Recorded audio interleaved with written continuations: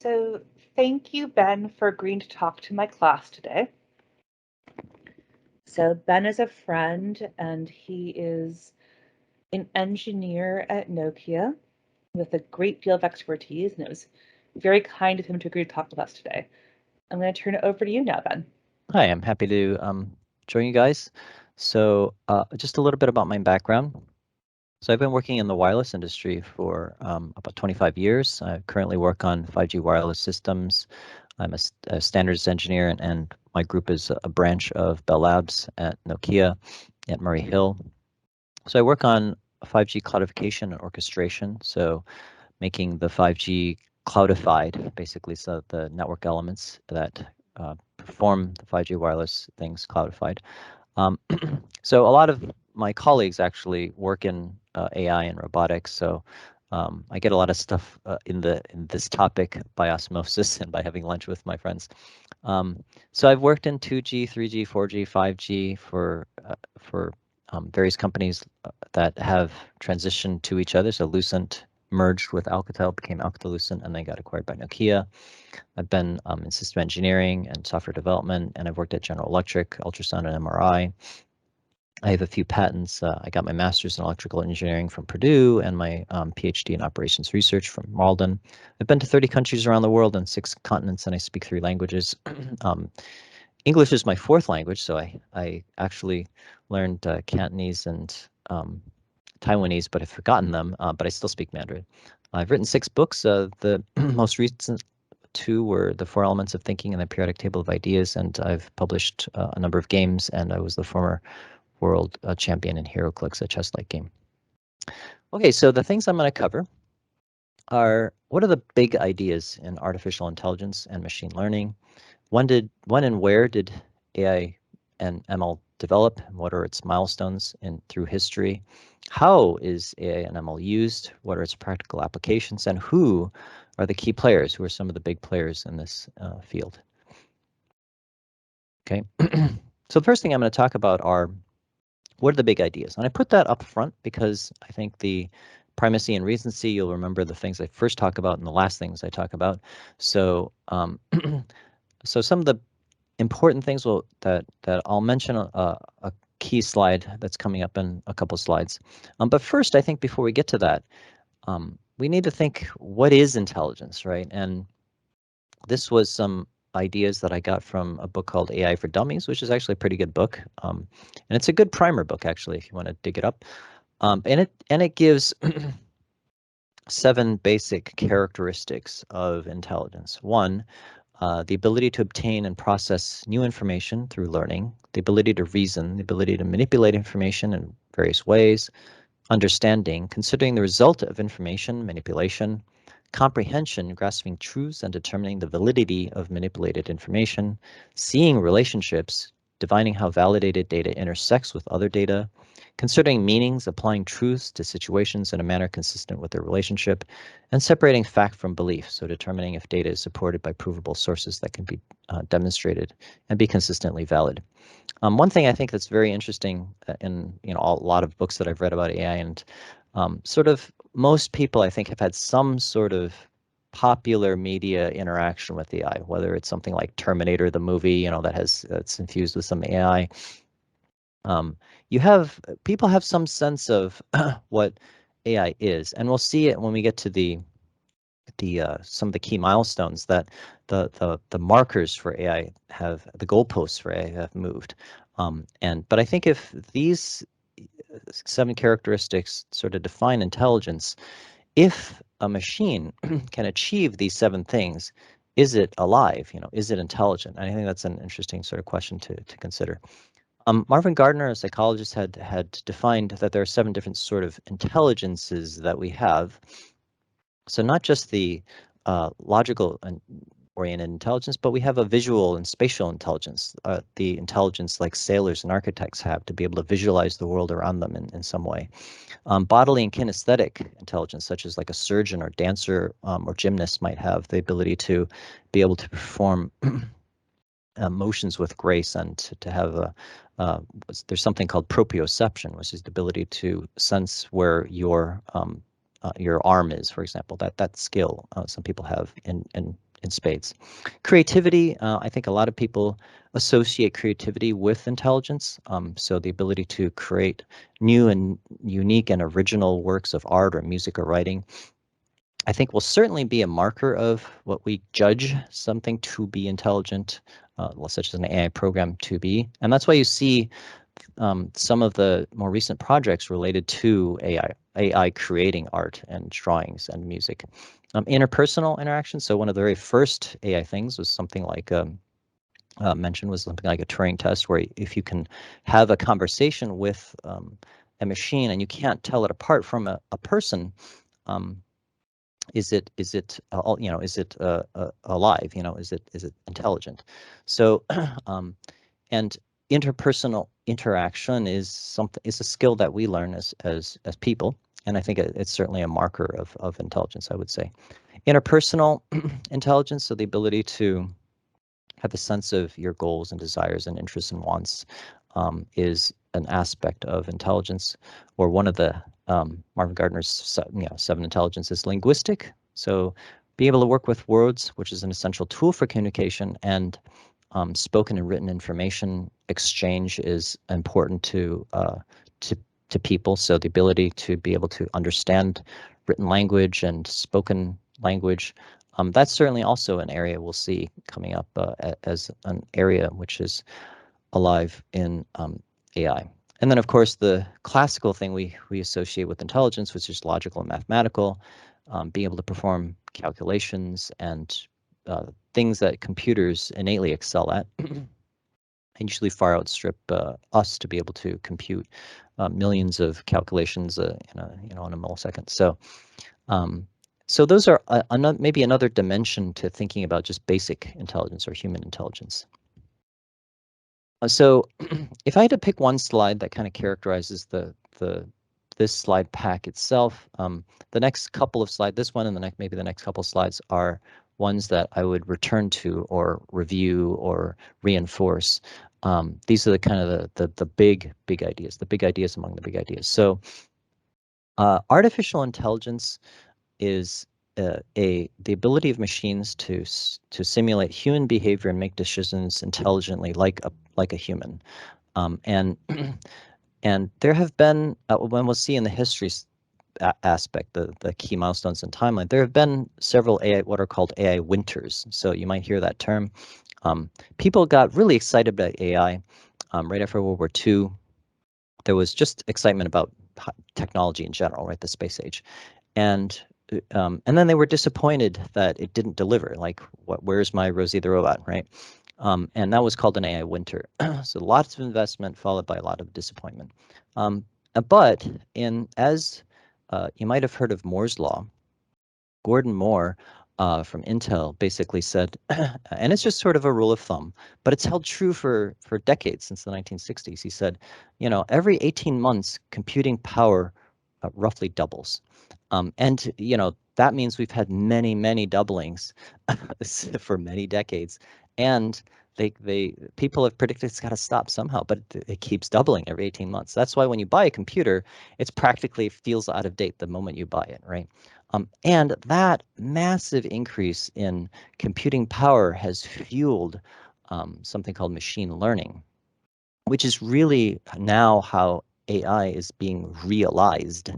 And machine learning is the ability of machines to automatically learn without being explicitly programmed. But we'll see, that's why almost everywhere in the same breath you hear about AI, especially if you're in the industry, it's almost always paired with ML. So AI ML is almost always together nowadays as a term. Deep learning is a dimension of machine learning, so it's a type of machine learning essentially that uses artificial neural networks. So ANN are capable of learning and making decisions intelligently with algorithms.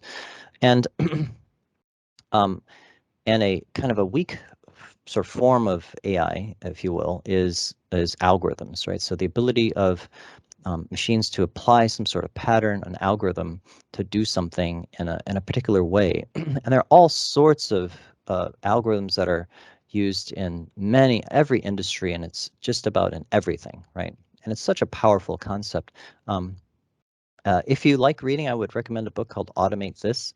Fantastic book about algorithms, really interesting, and the you'll get a sense really that algorithms are really uh, are just everywhere. And there's also a really interesting book. I think it was called Nine Algorithms that basically nine key algorithms that changed the world. Also a very interesting book as well. Okay, so artificial intelligence, machine learning, and deep learning, I think are the key areas of the key ideas I think that in this section. So here we have the five basic I think ideas that complement that. So predictive analytics is something that we have today. So through algorithms, essentially, we predict future outcomes using historical data and statistical modeling.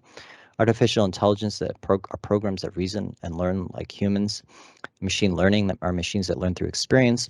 Neural networks are essentially programmatic ways that emulate neurons in a neural network, just like it sounds in our brain. And this has been around. I took a course in AI and I've programmed neural networks decades ago. So this has been around with us. Artificial neural networks has been around with us for many decades. Uh, 40 years on, and they're still used as the basic foundation of how deep learning works. So, and deep learning neural networks that adapt and learn from big data. So these are the areas, I would say some of the big areas in artificial intelligence. One thing you'll see through the timeline, but I think it's important to mention now, is that what we once thought was difficult has become easy. And what we once thought was easy has become difficult. And what do I mean by that? Well, one of the big first really exciting things was, and again, you'll see it in the timeline, but I'll mention it here because it's very relevant. There was a program that IBM created called Deep Blue that was able to beat Garry Kasparov, then the world champion in chess, at a game of chess. And people thought, that's astounding. We've created a program that can beat somebody at chess because we naturally think chess is one of the markers of intelligence, right? Because it's something that's kind of difficult for humans to think, many steps ahead in a game of chess because of all the different possible permutations and things that you have to do to think about and play chess.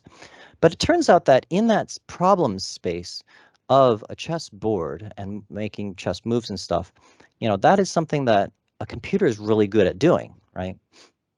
So something that we thought was very hard turns out to be kind of easy, quote unquote, okay?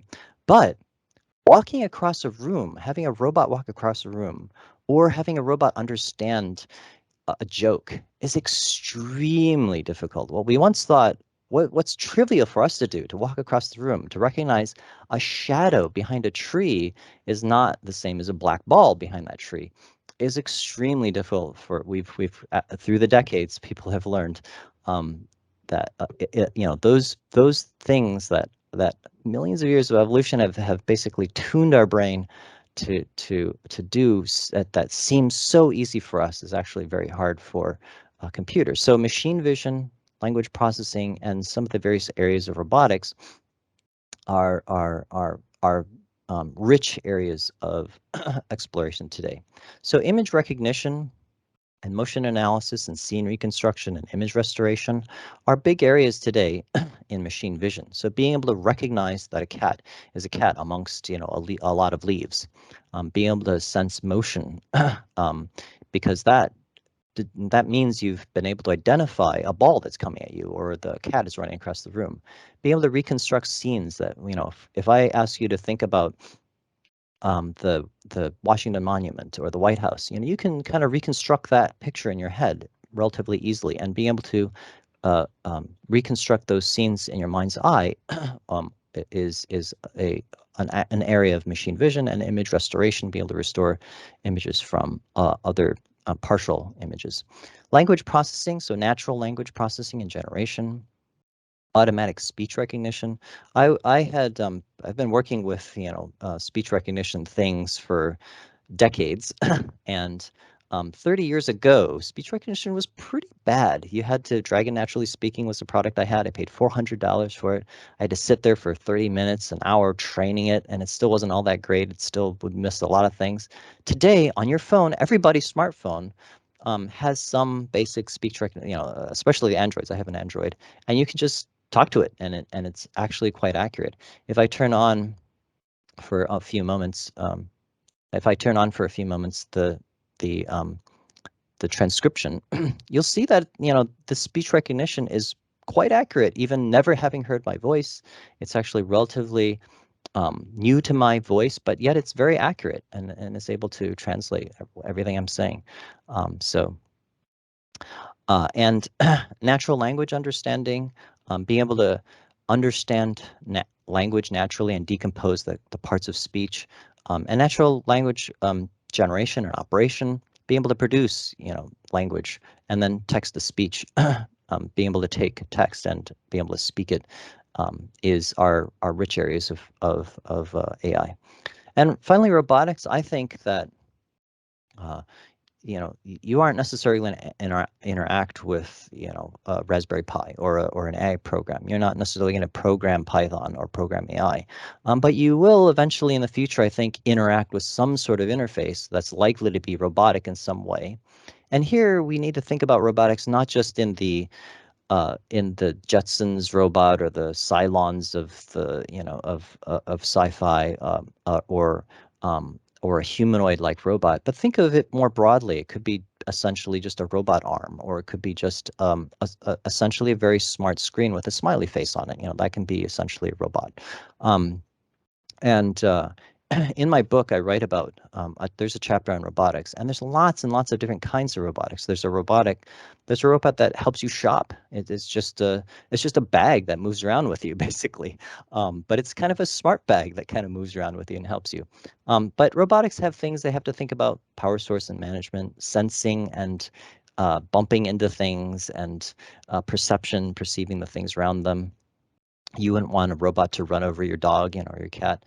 Human-robot interactions, for anything, any device or program or any kind of technology, we need to think about that human to machine interaction. That's something that designers and users and anybody working in this area needs to give some thought to. And mobility and locomotion, be able to get from point A to point B. Okay, so these are some of the big areas of artificial intelligence.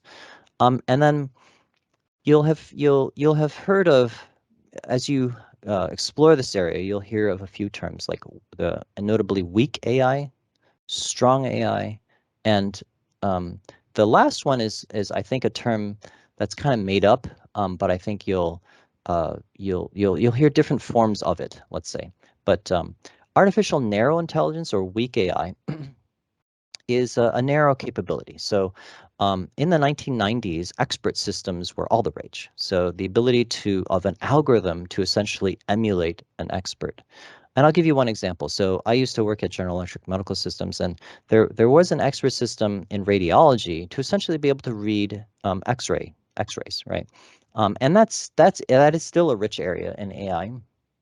And you can see it as an expert system, essentially a system that can emulate the very narrow function of one narrow aspect of a particular job. Let's say to be able to read X-rays and to be able to recognize, say, tumors on an X-ray. So that is certainly an area you can see that will be, I think, interesting in this sort of weak AI area. Data mining and pattern recognition, you'll have already probably heard of data mining. I think it's used in just about every industry. You can imagine, I want to find, and I'm just thinking of this off the top of my head, so finding marketing trends. If you're I don't know, McDonald's, and you want to find, what's the trend of people buying particular kinds of foods, you can look at sales data and find trends in that. So one of my interesting stories, or that I mentioned to somebody recently, was I read an article about the last Blockbuster, and that is in Bend, Oregon. Okay, and what's interesting is that, as Blockbuster was dying, lots of people weren't going there. That's why it was dying. But the very last one, people would go very far distances to see because it was the very last one. And one of the articles I read why Netflix trumped Blockbuster was that Blockbuster didn't use data mining. It had all this data about its users. Becca likes to, rent these kinds of movies, and I see she rented these sorts of movies. So they have all this data, but they didn't data mine. They didn't recommend, oh, I see that you like this particular movie, and I might recommend that movie. So that sort of pattern recognition, data mining is, I think, a rich area that's used today that we recognize that's an important thing in many areas of retail. Human-computer partnerships.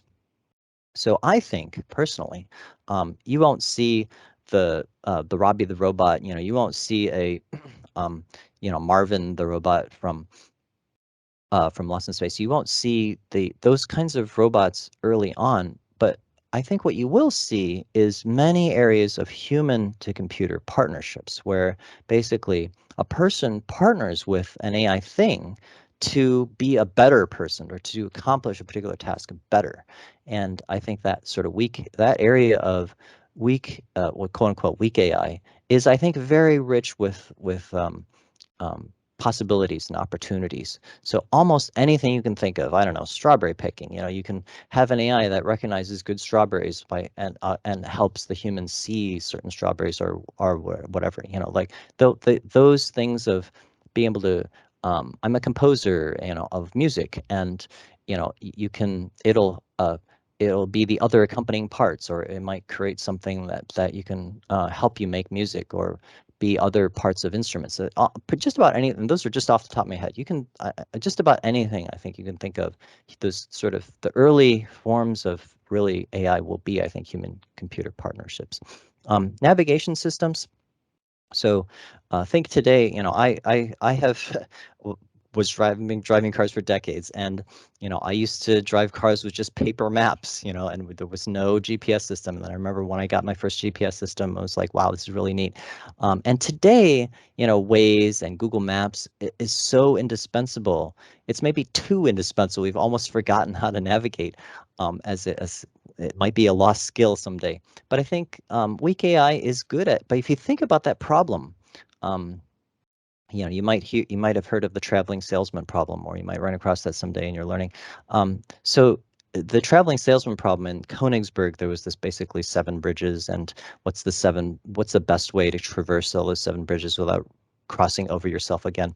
That problem of getting from point A to point B when there's lots of different roads, lots of different possible ways to get there, is actually a kind of a difficult problem. It's not a simple problem. And then when you bring it to the real world, you also don't want people to go through congestion and roadblocks and so forth. And I think navigation is it seems sort of trivial to us because it's just everywhere, right? It's so ubiquitous. But it's a difficult problem. It's an actually very interesting problem to study.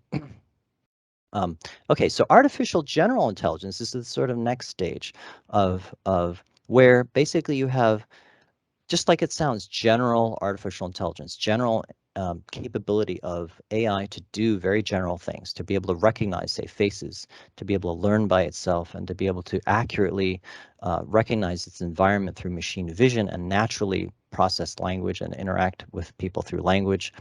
And then you have the next stage of this super intelligence, which is probably some decades out, possibly many decades out. So artificial superintelligence is that transcendent ability to be able to create and innovate and take and perform creative tasks and things that we would have relegated to the domain of just humans, some many decades ago. The ability to decide and plan and forecast, those things that we kind of associate with consciousness today. Advanced robotics and advanced communications is this sort of thing we call artificial superintelligence. So Kurzweil has a interesting book called The Point of Singularity. He defines this sort of point of singularity where at some point AI, I think, won't be a steady, slow thing. At some point, it will be exponential, meaning once you kind of achieve general intelligence, it will grow and develop very quickly. And that point of singularity, we may see artificial AGI and then ASI quite quickly. Nobody can really predict the future, but that's one possible view. Okay. So in machine learning, and I have a few slides on machine learning because I think machine learning now should be in your head kind of associated, I think, with artificial intelligence, because it is the most promising in many decades, the most promising thing related to AI, and how we're kind of achieving human-ish like things and things we would have associated with AI. It is the vehicle by which we'll get to the goal. And there's three basic areas in machine learning. One is unsupervised learning, where you find hidden patterns and data groupings and data driven to identify clusters. Another is supervised learning, where you have labeled data sets to train algorithms and task driven to predict values. And then reinforcement learning, where you take input data and correct output data. It learns from its mistakes. So unsupervised learning is just that. It's not, there's no goal, there's no end task that you're saying you've done it. I've that's the thing that I want you to learn. So for example, if I want you to learn the picture of a cat, the supervised learning would say, here's a picture of a cat, right? The unsupervised learning has as much just more general. You're finding basic clusters of relevant data that you think is relevant together. There's dimensionality reduction, so there's lots of different dimensions to think about a problem and to reduce that um, um, down to something more manageable, clustering to be able to make recommendations. So I think in the idea of, let's say you buy something on Amazon and being able to make recommendations for things. So like you've bought, these sorts of movies before. I recommend, this movie you like. I see you like action movies. I recommend this other movie. Big data visualization. So um, one example, I think, of big data, there might not be any area that produces bigger data than this area, but astronomy is actually, I think, one area that produces a phenomenal amount of data. And being able to visualize that, I think, is really important and very interesting, I think, to astronomers. So supervised learning is where basically you're training and you're there is some sort of thing some sort of goal that you want it to recognize. So it's classification of data, diagnostically, and regression forecasting and prediction. So essentially, you're using, say, a machine learning algorithm that is able to recognize a thing. So if it's analyzing pictures or, let's say, tumors and medical images, you're basically teaching it to recognize something that has, or a human voice, to recognize the written letter A, for example. Those are examples of supervised learning. Reinforcement learning, it takes input data and it corrects the output data, and it can learn from its mistakes. So there are, it's a lot of, one of the big concepts, I think, just in engineering in general, but it's also used heavily in neural networks, is feedback. That concept of, it's how humans learn too, and we learn from our mistakes. So that idea is used in a lot of different areas in engineering. So taking that input and feeding it, taking the output and feeding it back into the input, that facilitates things like real-time decisions and acquiring skills and learning tasks. So here's a cartoon on the difference between supervised learning and unsupervised learning.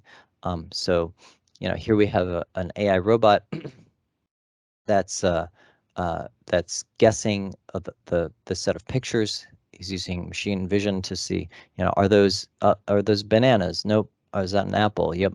And that's the idea, is here computer vision, again, one of those things that we thought was super easy. It was actually really, really hard. And being able to recognize particular kinds of things in an image. That's why those CAPTCHAs, right, that have this security challenge is, click on the 3 of the 8 pictures that have bridges, right? Because that's kind of a difficult thing for machines to do, right? And so an idea of unsupervised learning, here we see the robot just drawing things and circling things and grouping things into patterns. So it notices that these 3 things are a type of thing, and those things are a type of things. And he says, well, is this right? And there isn't necessarily an answer to that. You're just finding patterns. But here, I think what's interesting is that the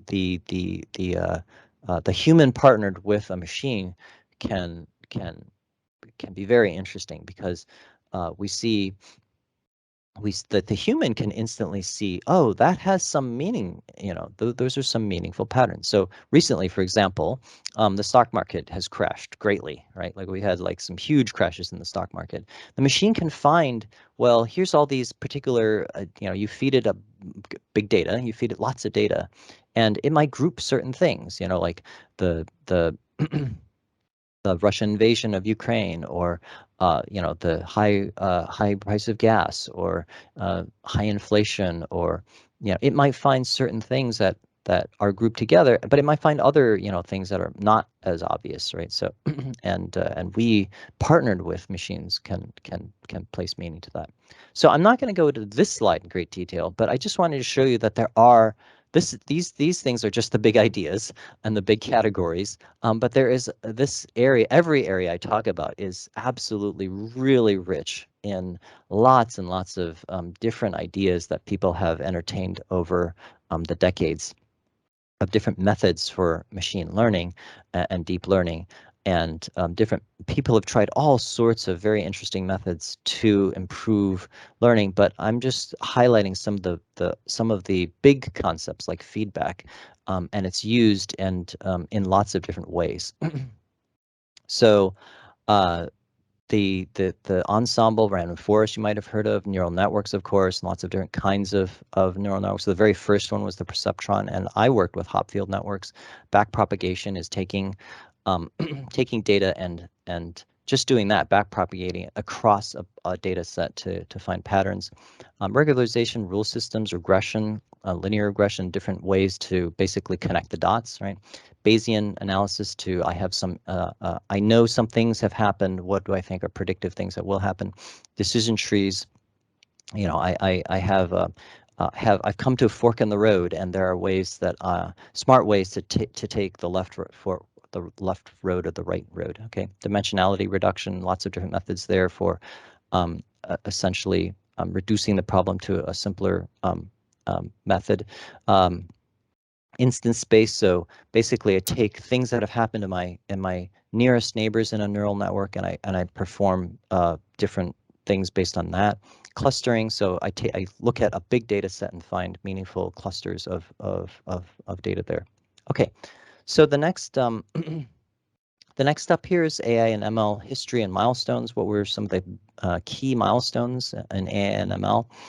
So in 1950, Alan Turing proposes the Turing test as a measure of intelligence. So what does it mean to be human? He basically asks if two people, if a person is talking to a computer and a person that's behind a room, you can't see them, but you can't distinguish the conversation um, it be, between the machine, the AI machine, and the person, then is the AI, that's a test of intelligence, right? If I don't know that I'm talking to a machine, is that machine a person? Is that machine alive? Is that artificial intelligence? That's kind of what his idea was. In 1956, John McCarthy coined the term artificial intelligence at the Dartmouth Summer College AI Conference. And these are some pretty big names in John McCarthy, Marvin Minsky, the Society of the Mind, Claude Shannon is a big name in computers and communication theory and so forth. So lot of big names, and in 1956 the term AI was coined. In 1960s, Ray Solomonoff lays the foundation for a mathematical theory of AI, introducing universal Bayesian methods for inductive inference and prediction. And Bayesian methods are introduced for probabilistic inference in machine learning. So basically, you have some prior knowledge of something and evidence of something happening, and what's the chance what's the chance that I can predict that is a thing that's going to happen. So here I have a prior knowledge of something, the probability of H happening, given that this is equal to the probability that E has already happened. So what's the probability that H happens given that E has already happened? And I can divide it by the probability of E, and that gives me the probability, the posterior thing. So let's see. On my toe hurts, like that's something I know, evidence, right? And I kicked a tire. That was an event that happened before. So what's the chance that my toe hurts because I kicked the tire, right? And that's an example of Bayesian methods. So probabilistically determining, given some evidence and given some prior knowledge, and given what I currently observe, what can I predict about the future? Um, in the 1980s, the use of backpropagation algorithms causes a resurgence in machine learning research. The basic idea of backpropagation is, it's used in the medical field where I was in, but it's used in lots of computing things. Basically, training data to take information and backpropagating it against a set of learning neurons, to take what I know and see and propagate it through the network. In the 1990s, we see a shift from knowledge-driven approach to a data-driven approach, and the support of support vector machines and recurrent neural networks become popular. So basically taking that feedback of data and training it backwards into a neural network and then propagating it through the network again is the idea of neural networks is basically if you imagine each one of these little nodes as a neuron, a digital neuron, it's connected to a number of other digital neurons. And as I give it some data like bits, imagine like bits of pixels of an image, these neurons train, and I have output, which means that I've determined this thing is a cat, okay, and that's sort of the output layer. And against that output layer, you can, if it's supervised learning, you might say, nope, that wasn't a cat you determined, so it might back propagate that back and learn, right? Now, one of the problems with neural networks is you can't necessarily easily peek inside the box. In other words, it does all this learning, but just like your brains, can you talk to your neurons? You can't really talk to your neurons. You don't know the weights, quote unquote, that it has, right? So these sort of weights, how neurons affect each other, how did it arrive at those weights? We don't really know, right? But that's why you might have heard of a white layer, a layer that allows you to peek at how the learning is going, and it's kind of like if you've ever programmed, it's kind of like printing the values you currently have. It's kind of like that. So there are advances in neural networks as well, but in the 1990s, we saw this sort of, one of the early promises was neural networks. I talked about AI winners, so let me go back for a second and mention that. So the first AI winter, there have been 3 AI winters, and the first AI winter was right after World War II. People were super excited about AI, and it just didn't have the promise. Obviously computers were just taking off, but people were very optimistic about technology in general, and too optimistic, let's say. And so of course, that was disappointing. The second one was actually in the 90s. Again, the use of expert systems and such seemed to show a tremendous amount of promise, and Deep Blue beating the then world chess champion Garry Kasparov. People thought, oh my gosh, that's amazing. AI has done some amazing things. And I talked about the moving the goalposts. So we thought that, we have AI when something can, beat a chess champion. We'll have AI. We've reached AI, right? And when that happened, we moved the goalposts. We said, well, that's not really AI. That's something that was just a milestone in the road to AI.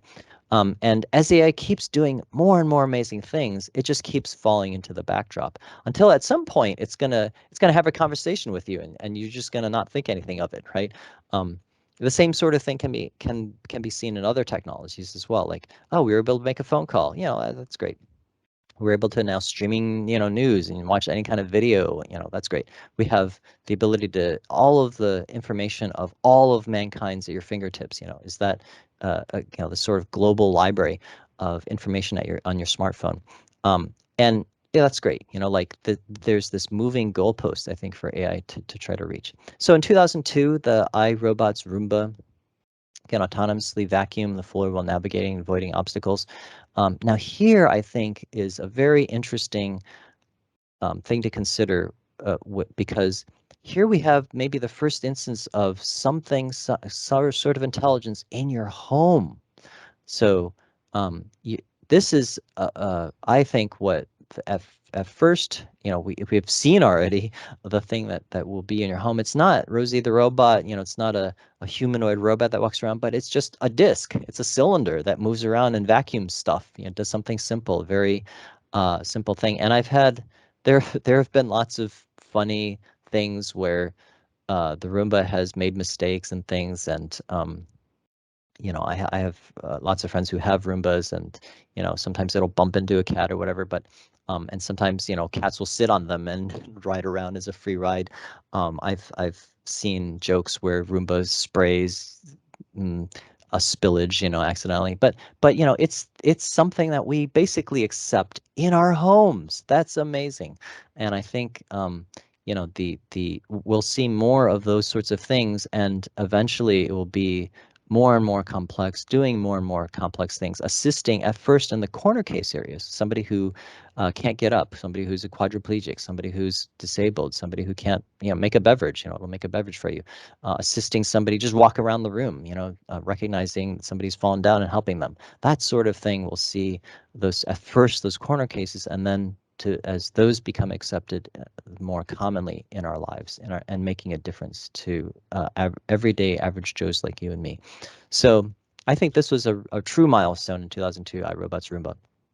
In 2005, in the Honda's Asimo robot, an artificially intelligent humanoid robot can walk as fast as a human, deliver trays to customers in restaurant settings. You can watch videos on Asimo's like I have. It does some pretty amazing things, and it's been around for quite a number of decades here. So it's pretty impressive. I mean, it can walk up and down stairs and such. It's pretty neat. But also very expensive. You and I won't be buying an Asimo, I don't think, anytime soon. So in the 2010s, deep learning becomes feasible, which leads to machine learning becoming integral to many widely used software services and applications. AI is really this form of AI where big data and the processing of big data is really with us today. That aspect of AI, you won't see it as kind of a robot like this. Rather, AI is kind of in the form of algorithms that are really woven into the fabric of our lives in many different industries, in retail, in banking, in medicine, in automation, in industry, in telecommunications. It's in a lot of different areas and in a lot of different kinds of applications. So I'll get to some of that in a later section. Here we see a very simple example where we have labels for increasingly complex features. I find an ear, I find legs, I find a tail. I put those together and I recognize an elephant. It recognizes certain features. So one of the first things that machine vision tries to do is find out patterns or delineations of lines, and through those, do they have some kind of meaning, and how do I put those together? And when I put those together, I recognize it's some kind of animal that I'm looking at. In 2011, Amazon introduces the Echo. Most people have heard of the Echo, where you can basically say there's some keyword like computer, and then you can ask it some question, tell me a joke. So that has a note. It's just a cylinder, but yet it's very useful, right? And it's in your home, something that you have. This is how you'll first come to interact humanly and usefully with AI. It's not a robot with two arms and two legs, but it's just a cylinder, right? And I think one thing here that's interesting to mention is that, especially as we come to Erica, is well, maybe I'll just jump to that in a sec here. So the partnership on artificial intelligence to benefit people and society formed for the responsible use of AI. It researches the best practices for artificial intelligence systems to educate people and the public about AI. So there are a number of different partnerships and groups and councils and committees that are thinking about how AI can be responsibly introduced into society. And I think this is a milestone in 2016. 2018, Hiroshi Ishiguro created Erica, the world's first robotic news anchor in Japan. And that's pretty amazing. In a different way, it's in your home. It's on the TV screen, okay, but it's a humanoid-looking robot. Now, this would be a little, if you I've watched a number of YouTube videos on Erica, and you can just Google, do a search on YouTube on Erica, the robot news anchor, and you'll find videos on that too. But one thing I think is very interesting is that the difference between American culture, American society, and Japanese culture and society is that we have our writers and our stories and our novels tend to paint AI in a very negative light. Usually, it's usually the Terminator robot that's out to, destroy and kill people. It's the Skynet, evil AI network that's out to take over the world. In Japan, it's very different. There are, of course, stories that are, say, dystopian, but the typical robot is painted to be a helper. It's painted to be something that is useful in society. And I think that has actually, we as Americans tend to have a sort of skeptical view of AI. And maybe we should be a little bit more open-minded, and maybe the Japanese should be a little bit more cautious. But I find that's very interesting. So now that I've planted that seed in your head, you might notice it as well. So in 2020, there are, if you search, there are lots of articles about people predicting, where AI is going and where it is today. I did some research, and in 2022, these are the kind of big things that I think are in the news. So the AI workforce augmentation, robots that assist humans in mundane, repetitive work. Again, people partnering with machines to accomplish and augment the things that they can do already. And if you think about it a little bit, that's really been with us for many decades. Eyeglasses augment human vision. A coat augments our skin. Shoes and clothing allows us to walk in harsher environments that we wouldn't normally be able to do. That's essentially it's a dumb, quote unquote, dumb device, but it's something that's augmenting our us. A smartphone is augmenting our ability to talk to somebody halfway around the world instantaneously, but that's augmenting our innate capabilities. And I think robots will kind of do the same, but just in different and more subtle and interesting ways. Better language processing. So OpenAI's GPT-3 is the most advanced language processing model ever created with 175 billion parameters, and GPT-4 is on its way. So again, just the amazing ability of something we thought was easy is actually quite hard. Language processing is very difficult, as if you've lived through through the decades like I have, but it's getting better all the time, and impressively so, I think, recently. Metaverse, a unified, persistent digital environment and virtual world where users work and play together. If you're a gamer, if you've heard of massive online role-playing games, MMORPGs, that's actually been with us since the 90s, right? So it's been around for 20 years, and this maybe isn't a new concept for those gamers, but maybe it's spun in a way that's a little more friendly to the average person. Autonomous cars, so Tesla and Google and Uber are all demonstrating and exploring and trying to demonstrate fully self-driving cars. But I think we'll see those things, and if we have time, I'll show a short video from Tesla. X Prize, driving across a desert. There's been an interest in self-driving cars for quite a while now, and I think we'll see also the first autonomous ship is expected in 2022. So if you watch this video, I think self-driving cars have gotten there pretty much. So it's quite impressive. Okay, so the next area I'll talk about is how is AI and ML used? What are its practical applications? And where will you likely see it used first? So in robotics, you might have heard of Industry 4.0, or you might run across the term Industry 4.0. I think it's the next generation of industry or automation. You'll see that robotics are used in a lot of things. There's a great TV series called How It's Made, and I encourage you to look it up. I think you can probably find it on YouTube and such. So it basically takes something like a violin or like a clock or like a TV, and it'll show you like how it's made. And as you watch a lot of these shows, you realize just how much robotics is already used in a lot of our industry already. It's in the I'd say G32 and the 32 most advanced, most developed, richest nations. You'll see robotics and automation, I think, used in all over the place for all sorts of things. Exoskeletons.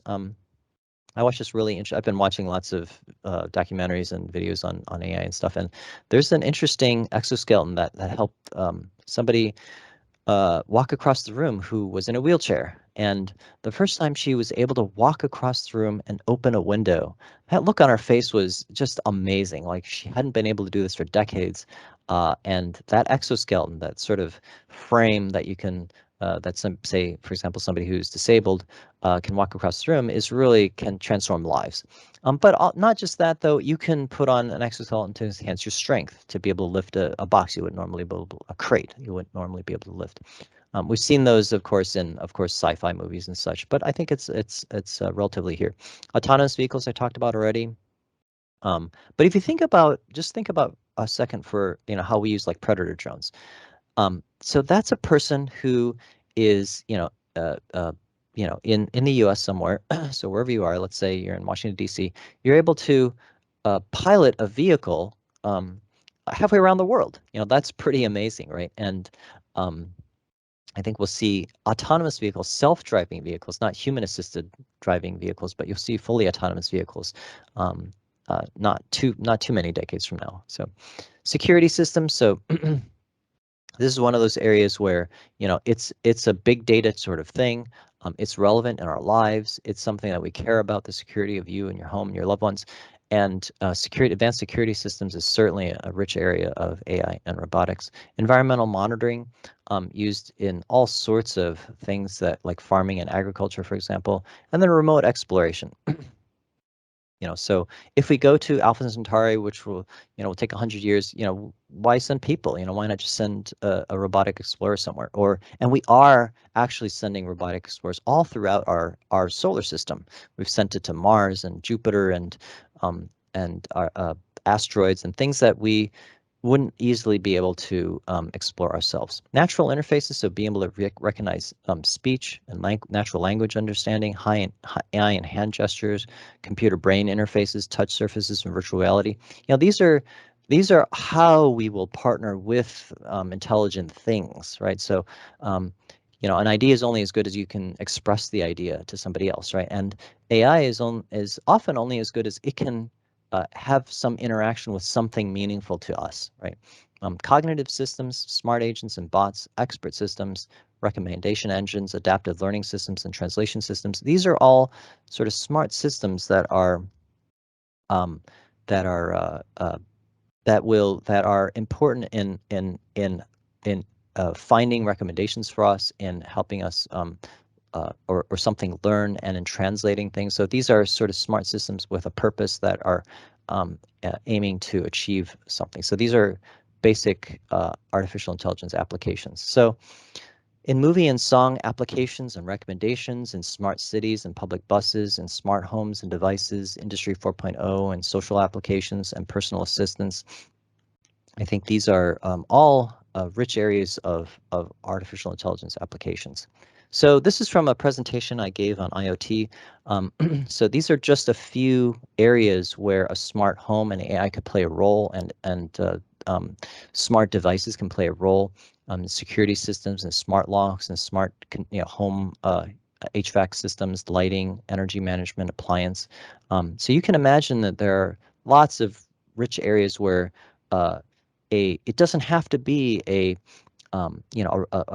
humanoid like robot, to make a difference in your life, something smart that can make a difference in your life. And that's really kind of the punchline, right? Like you can have AI woven through your life that makes your life better.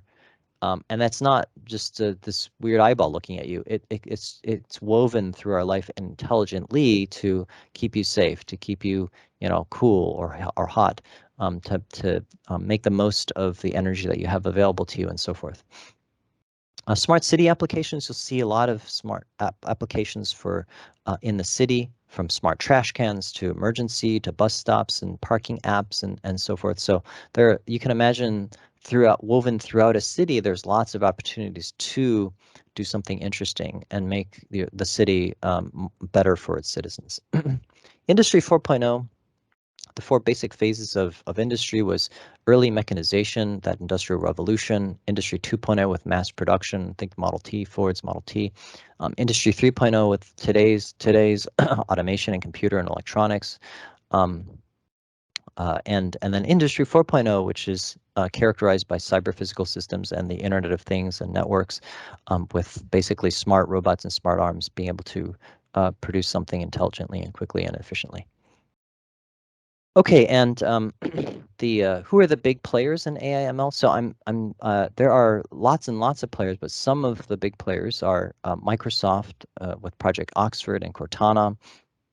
Be able to have a smart assistant to help you with your desktop applications. IBM's Deep Blue we talked about already, intelligently playing chess. So Amazon's Echo and Alexa Voice you've probably already heard of, Amazon Machine Learning. So being able to essentially assist you and having a voice recognition sort of thing to do something useful. Salesforce and Tempo and Salesforce IQ. Apple Siri is, of course, pretty popular and well-known. Perceptio, Motion to vocal IQ. Facebook's M and Deepface and Fair for face recognition, for example. Google has lots and lots of applications. These are just some of them: TensorFlow, Google Now, and Google Brain.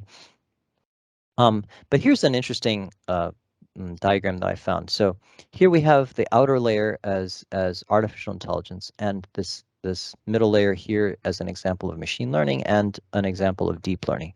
So IBM Deep Sleuth playing chess, Psych, the encyclopedia, Wolfram, the math thing, video game AI, and Pandora being able to play music intelligently for learning what you like to hear and playing it.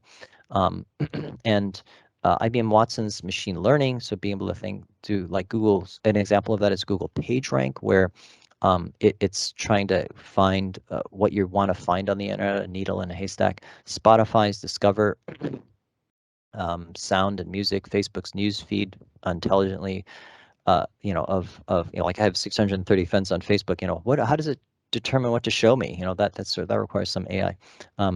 Email and spam filter, the first time, sometimes the first time somebody you just met, say at a conference, like I just got back from Denver at a conference, being able to know that that's somebody I want to get an email from, right? That requires some AI. Netflix recommendation engine, or any Amazon, any retailer who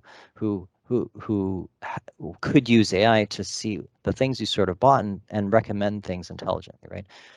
And then lots of examples of deep learning, so photos and translation and RankBrain and Tesla's Autopilot, Facebook tagging and voice search and smart replies.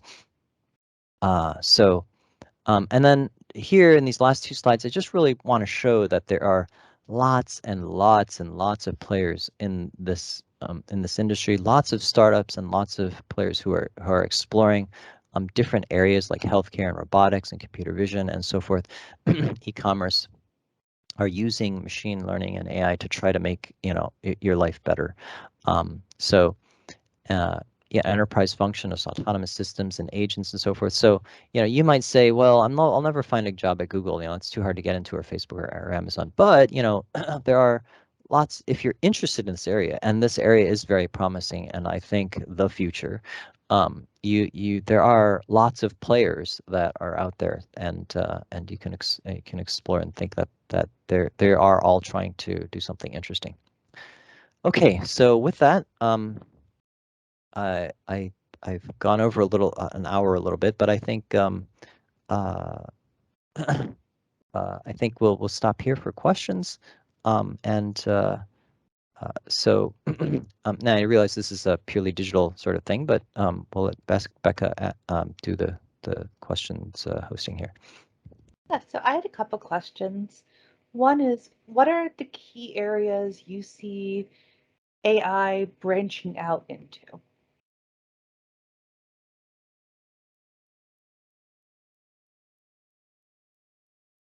Sorry, I was taking the opportunity to get a drink of water. Okay, No so worries. what are the areas I see AI branching out into? Mm-hmm. That's an excellent question. So okay, so I think if you look at actually maybe one of the slide here, if you think about the pyramid of the kinds of businesses that are out there, right? So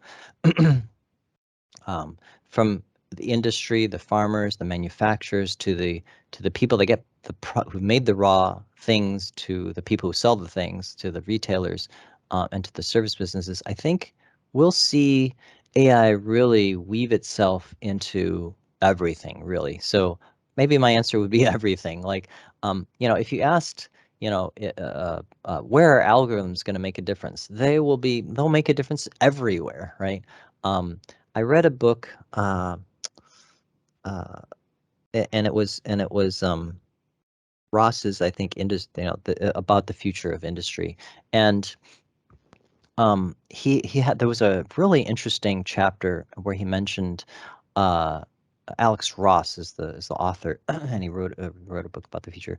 And he said, if you were to ask somebody, right at the uh, right at the 20 years on from the internet, right? Like, in 20 years ago, like what would you have done, or what would have been interesting to do? What seems obvious today, like Amazon and eBay and Google, maybe it wasn't so obvious 20 years ago, right? So in today, 2022, if you were to ask, if somebody from 2042 were to come back to 2022, I think one of the things we'll see is a quote unquote smart everything, infused throughout everything. Smart wholesalers, smart retail stores, smart painters, smart travel agents, smart web designers, smart transport companies, smart storage centers, smart sales office, smart data centers, smart extractors, smart farmers, smart manufacturers. I just listed, several $1 trillion worth of businesses. Each one of these are billion-dollar industries. We'll see that really infused in the coming decades everywhere, really. Um, and I think an intelligent business, somebody who's business savvy, will find opportunities in all of these areas that I mentioned in the applications chapter in this section. The people will find areas, not just as the enablers, but in all these different areas to make a difference in your life. Some industries may be a little larger than others, but in every one of these areas, I think there will be lots of interesting opportunities for AI. We're just at I think, the beginning of the curve. And where do you think the biggest growth will be over the next 5 years? Where will be the biggest growth over the next 5 years? So I think if you come back to this slide, where we're currently looking at some of the big things that are happening now, I think you will see certainly lots of growth. I've mentioned it already. Machines partnering with humans, AI. Uh, Here we see a robot, but don't just necessarily think, something with two arms. You'll see smart things, smart applications, and infused things partnering with people to do something meaningful. That's a much broader definition that I think will be applicable, very applicable in the next 5 years, quite applicable in the next 10 years, still applicable in the next 20 years. And eventually AI will just do its own thing without people. That's also possible too, like robotic space exploration or robotic astronomy, that sort of thing. But I think certainly in the next 5, 10, 15 years, and beyond, I think you'll see the most promising ideas are where people can bring that human dimension, that human meaningfulness to things that a machine can do, and sort of augment the person to do those things that they do well or they're trying to do better. Um, Certainly all of these areas that I mentioned, like if I had to again point to a couple of key slides, these three, slides are very, very key.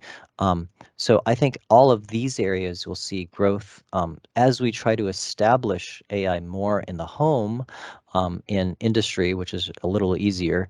The home is actually a very hard environment. You don't want your robot kicking, Fido the dog, right? The a factory is a little easier where it's just got an arm, it's in this little place. I have to put this panel on a car. That's a much easier actually environment than your home. But we'll see, I think, very promising lots of these at first because AI is still trying to, it's still sort of in its infancy, and we'll see lots of promising areas of growth. So if you go back to the industry experts, these are not just my opinions, but that's why I pointed this language modeling. This is just one example of those key areas. If we expand this slide side by side, this is just one area. This thing is just this area, right? But I think we'll see lots of things in machine vision and robotics, and we're already seeing those. I think that's very promising. This metaverse, even though the experts say it's a big thing, it's a little harder to see. I would say look up augmented reality, right? So I think we'll see some interesting growth there. Um, Augmented reality is basically a layer of information on top of what you already interact with. So, Pokemon. oh, yeah, it's kind of like that Pokemon Go, but for more useful, say, purposes like, oh, I came across the statue and this is why it's meaningful, or I'm walking down the street in New York City and I'm looking for a store that sells this particular brand of, shoes, and it can help you find that, it shows an arrow in your field of view, go that way, that kind of thing. And then autonomous things, I think, is very promising as well. Not necessarily just cars, but just autonomous things like lawnmower robots and things, that sort of thing. So I've been really excited what I'm seeing about AI being used to help out people with disabilities.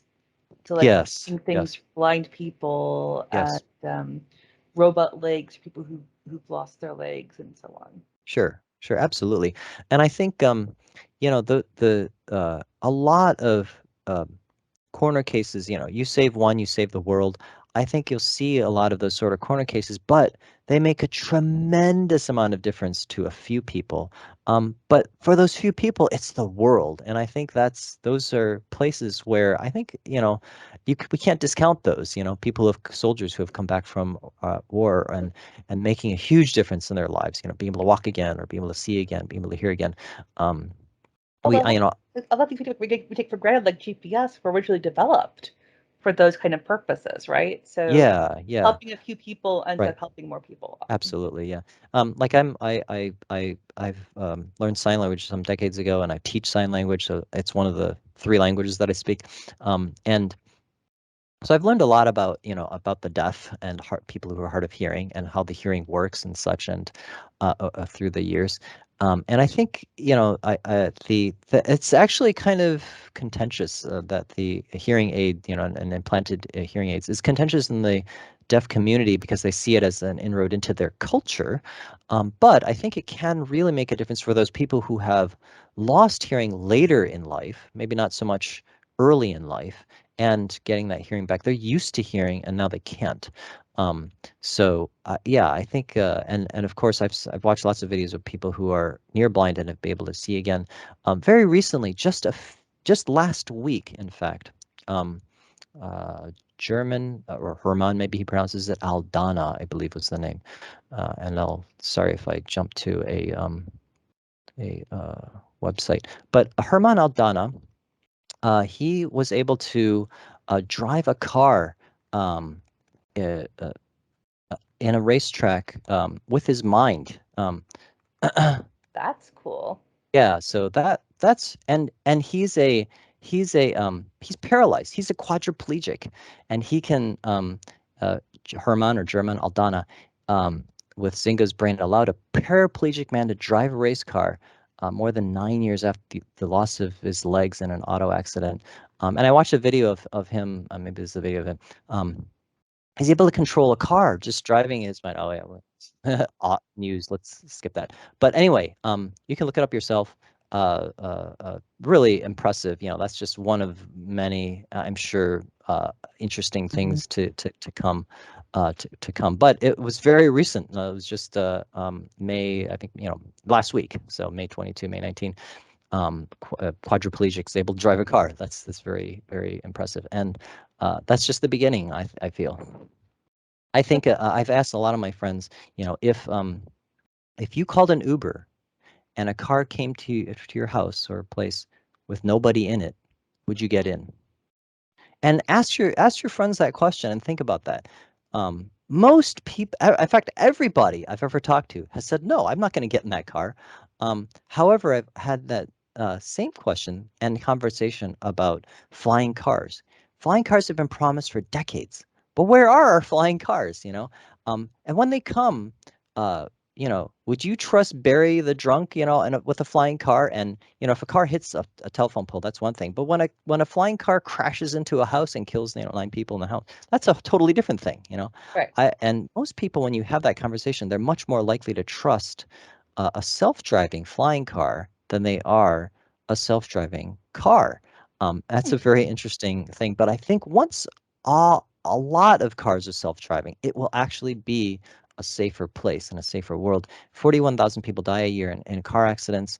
And a lot of those can be prevented, I think. Just self-driving cars in many ways are able to respond better and drive than people now can. Would help with like congestion downtown too, because the car could be programmed to go park in a suburban lot. Oh, absolutely. Yeah, yeah. There's a concept, you can look it up. It's called platooning, where basically a group of cars that can talk to each other all drive together. They can drive, efficiently together and optimally know because they're all coordinated. Right now, you don't talk to the car in front of you. You're some random stranger or two, three cars in front of you. But if I had to characterize 5G, one of the actually, I have a slide on it. If I had to characterize, or maybe I don't have a slide. Yeah. So if I had to characterize 5G, yeah. One of the key characteristics of 5G is that machines are talking to machines. It's massive machine type communications. 1G, 2G was characterized by people talking to people. 3G, 4G by people talking to machines. Think streaming and so forth. And 5G is really characterized by machines talking to machines. So intelligent machines talking to other intelligent machines and specific uh, um, things in the standards in the telecommunications world to facilitate that kind of communications. So we'll see a lot more of that with the, like with the Internet of Things. So when we think about regulations and how, regulating industries, we look at areas where the industry is not self-regulating, where they are doing things because they think it's cool. The Jurassic Park thing, you did it because you could, not because you had, Yeah. without thinking through the ethics of it. Or we look at where the profit motive is different than what the ethical motive would be. So, are there some areas with AI that where you think the industry might need to be regulated? Oh yeah, certainly. I think there will be many areas where industry will play regulation will play a role, right? Like in any industry where people are involved or some technology has an impact on a person, like safety management, security systems, all those any kind of human to a machine interaction will regulation will play a role because somebody will do something silly, like um, there's a great website called dumblaws.com. There's there's a lot of funny ones, but one is there's a law in Alaska that you can't push a live moose out of an airplane.